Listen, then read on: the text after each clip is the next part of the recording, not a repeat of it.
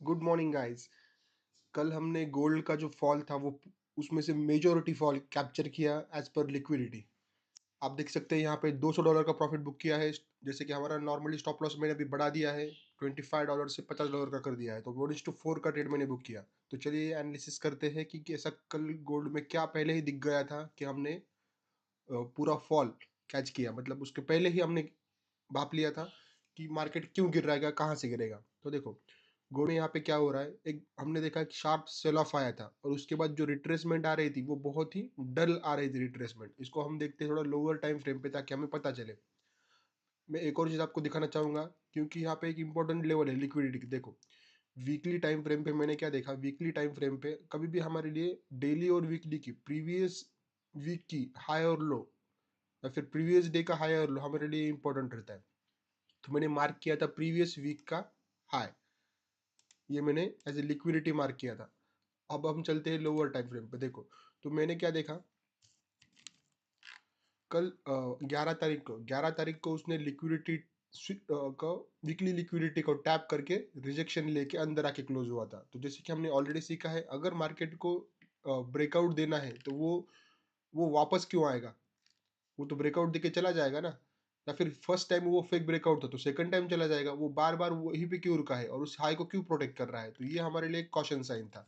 तो ये हमने देखा था इस तरीके से कि एक इंपॉर्टेंट लिक्विडिटी थी जिसको मार्केट, जहाँ पे यहाँ पे देखो प्रीवियस हम लिक्विडिटी कैसे ढूंढते हैं, तो वीकली का देखा और उसको हमने ये भी देखा कि रिस्पेक्ट कर रहा है, लोअर लो लोअर है, लोअर लो लोअर है। तो मतलब ये जो सेलर्स आ रहे थे सबके स्टॉप लॉस इस स्टॉप इसके ऊपर थे।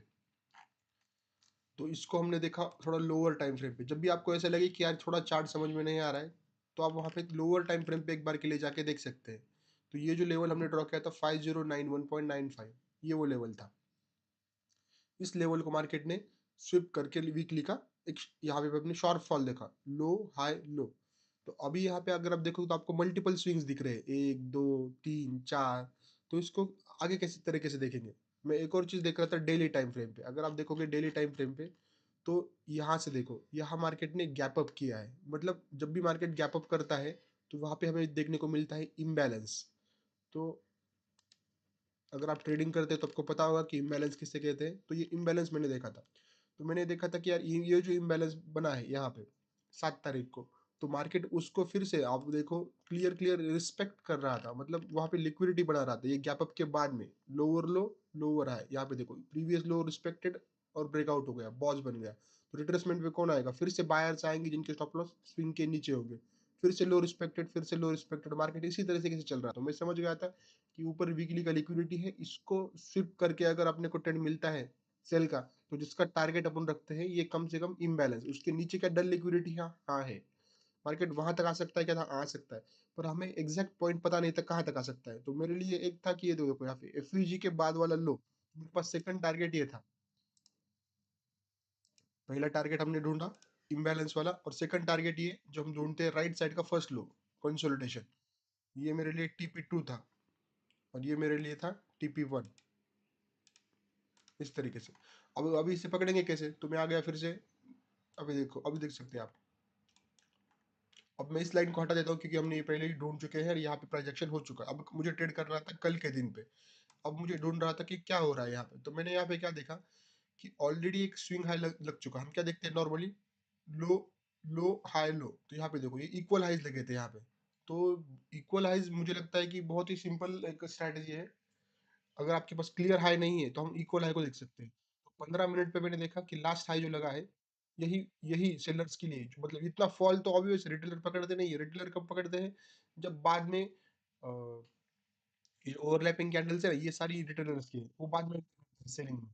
तो उन सभी के स्टॉप लॉस कभी भी मेजर स्विंग के ऊपर नहीं रहते क्योंकि उनको वो पता ही नहीं है कि वहां से सेल करना है। वो तो उनको मार्केट स्ट्रक्चर सिखाया है। मार्केट स्ट्रक्चर में क्या सिखाते हैं, लो हाई लो, मतलब यहाँ से देखो higher high higher low higher high higher low, इस तरीके से लग रहे थे। और यहाँ वापस का आते वक्त जब मार्केट शिफ्ट करेगा या फॉल हुआ तो यहाँ पे क्या हुआ MSS, फिर यहाँ पे क्या हुआ रिट्रेसमेंट किया और फिर से फॉल हो गया जो कि बॉस। तो इसके बाद रिटेलर्स आ रहे हैं जिनके स्टॉप लॉस प्रीवियस स्विंग के ऊपर है यहाँ पे। बस यही हमने ढूंढा। मैं आ गया और लोअर टाइम फ्रेम पे मैंने यहाँ पे देखा कि ये स्विंग है और ये स्विंग है यहाँ पे क्या है MSS के, देखो यहाँ पे MSS के बाद वाला लो। ये मेरे लिए क्या था, एमएसएस हुआ यहाँ पे रिट्रेसमेंट 5 मिनट का रिट्रेसमेंट। ये मेरे लिए इक्वल जो हाई था वो मेरे लिए काफी था कि यहाँ पे मैं एंट्री लूँ, स्विंग के ऊपर स्टॉप लॉस रखूँ, और मेरा मिनिमम टारगेट जो है जैसे कि मैंने दिखाया आपको, वो था ये इम्बैलेंस का लेवल, टीपी 1 और नीचे टीपी 2। तो चलिए चलते हैं, देखते हैं कि किस तरीके से वो प्ले आउट हुआ है। देखो, कल था न्यूज, न्यूज कितने बजे था, मुझे जहां तक मुझे याद है, हाँ सॉरी, तो ये वाला ट्रेड जब वो आया था ना, ये वाला ट्रेड आया था, देखो 12 तारीख को 4:30 बजे आया था, तो ऑब्वियस है यहाँ पे तो हम इंडियन टाइम के हिसाब से टैप नहीं कर सकते, तो ये ट्रेड मिस हो गया, तो इसके बाद मैंने नेक्स्ट वाला ढूंढा है, नेक्स्ट, और वो मैंने पकड़ा है।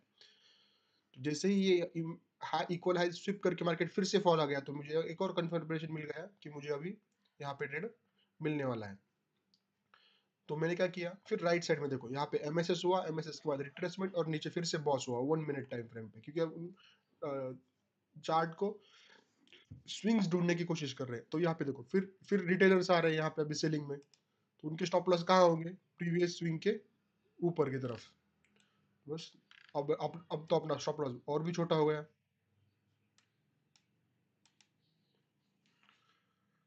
क्योंकि न्यूज़ था, तो मैंने न्यूज़ के लिए वेट किया, और उसके बाद ही वो ट्रेड मैंने पोस्ट किया। कुछ फ्रेंड्स के साथ मैंने ये ट्रेड ऑलरेडी डिस्कस किया था, और उनके पीएनएल में यहाँ पे शेयर नहीं करूंगा, सिर्फ मैंने मेरा पीएनएल दिखाया है मैंने यहाँ पे कि कैसे मैंने इसका एनालिसिस किया। तो देखो यहाँ पे क्या हो रहा है, जब भी इतना बड़ा फॉल आता है तो रिटेलर्स क्या यहाँ पे एंटर करते हैं, क्या यहाँ पे एंटर करते हैं, नहीं, ये फॉल के बाद में ये जो ओवरलैपिंग है ये सारा रिटेलर्स का है, और यहाँ पे क्या हो रहा है, देखो कंटिन्यूस नीचे की तरफ बॉस बन रहे हैं, लोज ब्रेक हो रहे हैं, तो इसका मतलब क्या होगा कि ये सारे जोन में सेलर्स है जिनके स्टॉप लॉस है ऊपर की तरफ। तो चलिए, तो मुझे बहुत ही सिंपल चीज यहाँ पे दिख गई।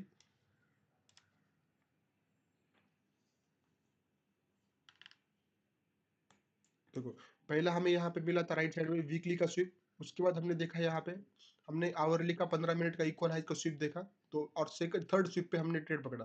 तो अगर मैं आपको कंफर्मेशन बताऊं, अगर आप कम से कम इस तरीके से कम 2 बार भी स्विप पकड़ पाते हैं, तो थर्ड वाला आपका ट्रेड एकदम सॉलिड ट्रेड होता है, सॉलिड एकदम।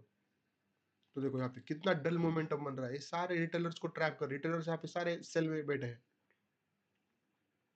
शॉर्टर टाइम फ्रेम पे, जो भी शॉर्टर टाइम फ्रेम पे बड़ा फॉल देख रहे हैं, वो फॉल के बाद में जो रिटर्नर्स आ रहे हैं, जो यहाँ पे नीचे के साइड में देखो ऐसे बॉस बन रहे हैं, ये बॉस देख के एंटर कर रहे हैं, उनके स्टॉप लॉस स्विंग के ऊपर है, सभी लोगों के स्टॉप लॉस यहाँ पे है इस लेवल पे 508384, इस चार्ट के हिसाब से जो ट्रेड है।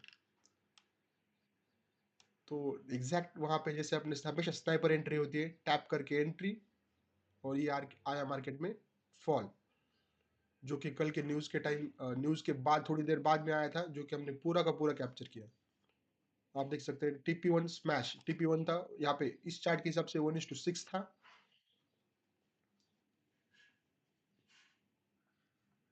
और अभी मार्केट ट्रेड चल रहा है, तो उसको चलने देते हैं।